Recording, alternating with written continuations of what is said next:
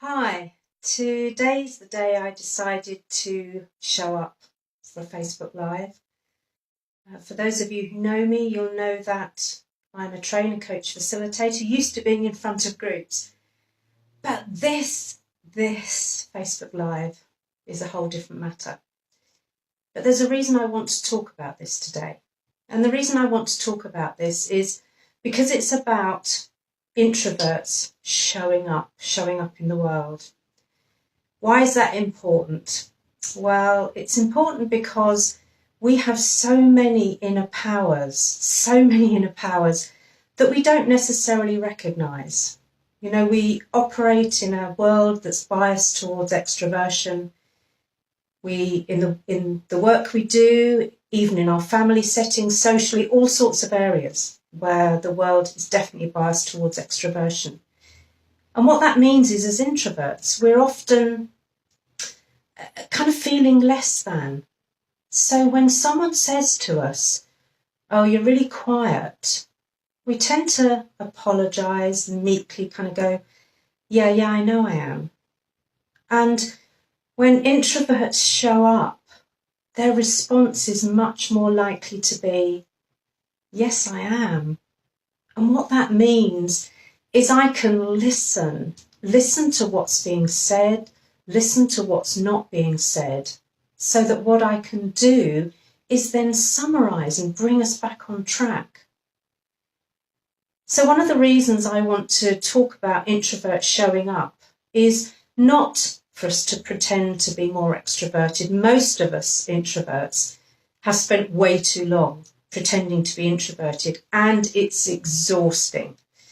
I can see a few of you watching, so if you found trying to be an extrovert exhausting, just kind of give me a nudge or give me a comment just to let me know. But certainly for me, if I try to be extroverted, not only do I feel inauthentic, but I'm exhausted kind of really fast. So showing up as an introvert, what's that about? It's about recognizing, valuing, owning the powers that I have as an introvert. And sometimes reframing that in my mind so that what I can do is that I can help people see the power of introversion. We know people like Susan Cain have done a fantastic job of raising awareness of introversion. My frustration is that I've seen nothing much change as a result of all the work she's done. So what I want to do, and what I'm here to do, is to help introverts identify, own, live from the powers they have. I know many of you have done the questionnaire that I've put together, and I'll put a comment underneath when this is finished for those of you who haven't, just to find out what type of introvert you are. And once you're aware, once you're really kind of confident in the type of introvert you are, it's easy to bring those powers out into the world. You know, I very nearly didn't go live today because today, the day I chose to do my Facebook Live, was the day my clicker didn't work. So I had the perfect excuse to go, oh no, can't do it today. But I decided actually what I need to do is to show up anyway. So guess what? At the end of the live, you'll see my face looming in to finish the video. And actually, I don't mind. I really don't mind. I chose to do it anyway. I've just noticed a comment from Linda that says, yes, you can be extrovert. You can do the extrovert stuff for only a short time. Me too, Linda. And not only for a short time, but when I'm really resourced in the first place to be able to do it. And then what I find is that depending on the company, the people I'm with, the work I'm doing, the situation, sometimes those batteries drain way faster than other times. And I don't always know when that's going to be. I really don't know when those batteries are going to drain fast.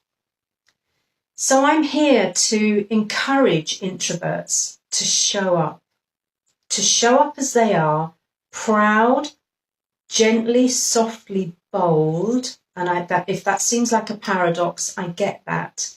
But I think it's still really important to do. to stand proudly, to stand square in my introversion, knowing that I bring so many qualities to the people I work with, to the work I do as an introvert. The time has come to stop making apologies for not being an extrovert. So how can we do that? Well, as I mentioned, part of it is about really identifying and owning those powers, and then seeing where you can use those. One of the things that saddens me a little is I'm part of a few introvert groups, and many of them are really fearful of being in social situations. And I kind of get that. But I think we must be careful not to confuse social anxiety with introversion. Sometimes introverts can have social anxiety, but guess what? Extroverts can also have social anxiety. So I'm not talking about social anxiety. I'm talking about introversion, where what you need is a recharged, resourced you in order to be able to do the social interaction. And then you need to, at some point, really go back, recharge, replenish so that you can do it all again. So, a little bit about why we need to show up. The world needs us to show up. Activism needs introverts to show up quietly, to show up calmly, to be able to listen to all of the arguments that are going on around, to be able to draw conclusions, to be able to synthesize what they're hearing and present back a beautiful summary of what's going on. The world needs introverts to show up so that we help shift that bias. You know, the world isn't going to become less biased by me hiding away at home. The world becomes less biased by me proudly, squarely, surely being an introvert and really confident in those powers that I bring. I'm currently putting together a program which will help introverts identify their powers, step into maybe some of the more difficult, challenging situations they find. A lot of introverts are saying to me that the questionnaire they've completed has really validated who they are. So they feel better about themselves having just done that. But they still face those challenging situations, those challenging scenarios. Things like networking events. How many of us introverts just shudder and cringe when we think of the idea of a networking event? The program that I'm putting together has some very simple, easy, natural ways for an introvert to show up at a networking event without thinking it's all about that shallow, small talk that often drives us mad. It's also about how do I present my strengths at an interview or an interview situation, whether it be an interview for a new organisation or perhaps a promotion interview. How do I really kind of say to people, these are my skills, qualities and strengths, and this is how they benefit you and your organisation?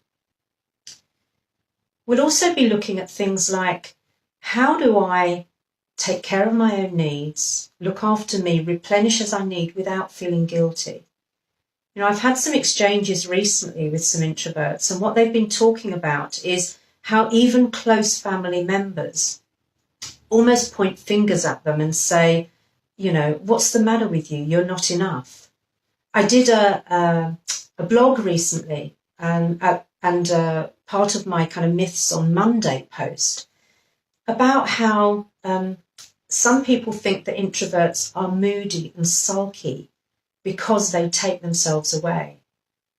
You know, one of the things that I'm going to help introverts structure is how to let people know what their needs are, how to let people know exactly when they're kind of taking care of those needs without people thinking like they're moody and sulking, but also not in a defensive way. You know, I've also heard introverts do the whole kind of cross-arm things and kind of say, oh, it's because I need it. You know, that's not particularly helpful.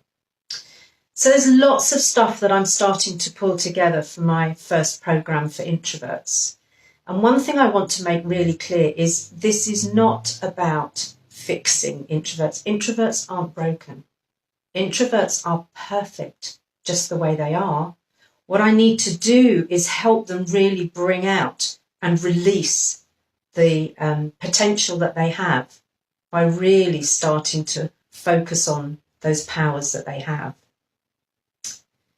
So, if you want to kind of be kept informed of the progress of what's happening, make sure you're following Flourishing Introverts at the Facebook page. Make sure that you click below when you get to see this a bit later on and complete the questionnaire if you haven't already done so. And at the end of the questionnaire, it also gives you the invite to join Introverts Corner, the Facebook group that I've put together. You know, there are a nice bunch of us in that group who find that we get the support, the nourishment, the care we need from within that group. So please do kind of take a look at both of those things. And as I say, make sure you're following Flourishing Introverts, the Facebook group. Have a look at flourishingintroverts.com because you'll see some of the blog posts there as well. You can see the back catalogue of blog posts. And in that way, you'll be kept maybe one of the first informed and kept informed of what's happening with the programme.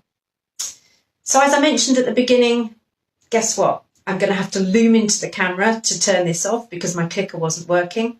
Didn't put me off anyway.